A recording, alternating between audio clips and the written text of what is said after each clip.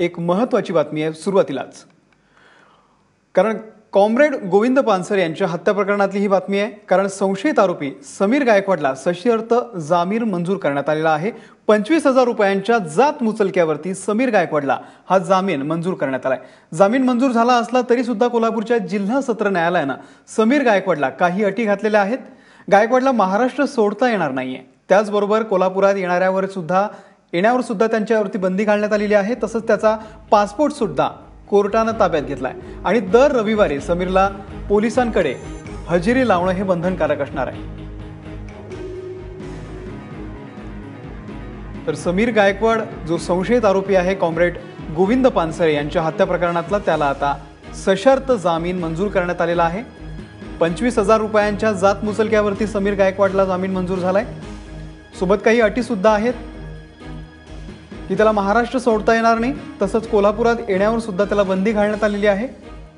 त्याचा पासपोर्ट कोर्टाने ताब्यात घेतलेला आहे आणि दर रविवारी समीर गायकवाडला पोलिसांमध्ये हजेरी लावली जाणार आहे त्याची, आणि त्याला पोलीस स्टेशनला येणं हे बंधनकारक असणार आहे। आताची ही मोठी बातमी आहे। कॉम्रेड गोविंद पानसरे यांच्या हत्या प्रकरणातला समीर गायकवाड याला आता सशर्त जामीन मंजूर करण्यात आलाय। रणजित आपल्यासोबत आहे। रणजित, काय या संदर्भामध्ये अधिक माहिती आहे? गोविंद पानसरे हत्या प्रकरणातला एकमेव संशयित आरोपी म्हणून पोलिसांच्या ताब्यात असणाऱ्या समीरला सशर्त जामीन मंजूर झालेला आहे। या जामिनासंदर्भात सरकारी वकिलांनी अनेक युक्तिवाद मांडले होते।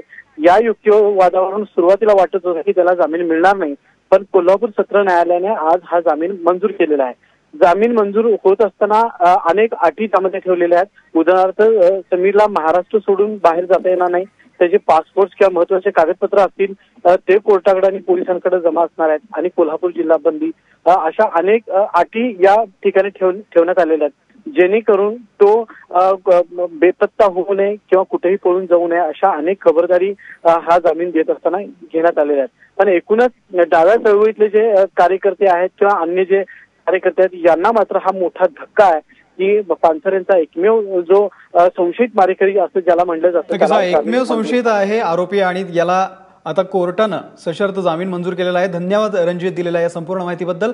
आपल्यासोबत हमीद दाभोलकर सुद्धा आहेत। हमीद, तुमची काय पहिली प्रतिक्रिया आहे? आता या जो आरोपी आहे त्यालाच, संशयित आरोपी जो आहे त्यालाच जामीन मंजूर झालेला आहे, तुमची पहिली प्रतिक्रिया काय? वीरेंद्र तावडे यांच्या अटकेनंतर सारंग अकोलकर आणि विनय पवार हे जे कॉम्रेड पानसरे आणि डॉक्टर दाभोळकर या दोघांच्याही केसमधले संशयित आरोपी आहेत, त्यांना पकडण्यासाठी जी अक्षम्य दिरंगाई राज्य शासन आणि केंद्र शासन करते, त्याच्यामुळे न्यायिक प्रक्रियांच्या माध्यमातून ही जामीन होण्याची प्रक्रिया होताना आपल्याला दिसतेय। सारंग अकोलकर आणि विनय पवार हे 2009 पासून मडगाव बॉम्ब ब्लास्ट मध्ये फरारी लोक आहेत, आणि त्याच पद्धतीनं हा समीर गायकवाड फरार होऊ नये अशी चिंता एक मनामध्ये आहे, आणि म्हणूनच शासनाने त्याच्या जामिनाला विरोध केलेला होता। आता त्याला सत्र न्यायालयाने जामीन दिलेला असताना तो फरार होणार नाही याची काळजी घेणं अत्यंत आवश्यक आहे, आणि या बाबतीत उच्च न्यायालयामध्ये लवकरात लवकर शासनाने आपलं म्हणणं मांडावं अशी अपेक्षा आहे। पण या सगळ्या पलीकडे जाऊन जे प्रमुख आरोपी आहेत सारंग अकोलकर आणि विनय पवार, या दोघांना शासन कधी पकडणार हा सगळ्यात मोठा आणि अवघड प्रश्न या बाबतीतला आहे, आणि त्या बाबतीत शासनाने लोकांना विश्वासात घेऊन सांगायला पाहिजे, नाहीतर अशाच गोष्टी येत्या कालखंडात घडत राहतील। धन्यवाद हमीद दिलेल्या आपल्या प्रतिक्रियेबद्दल।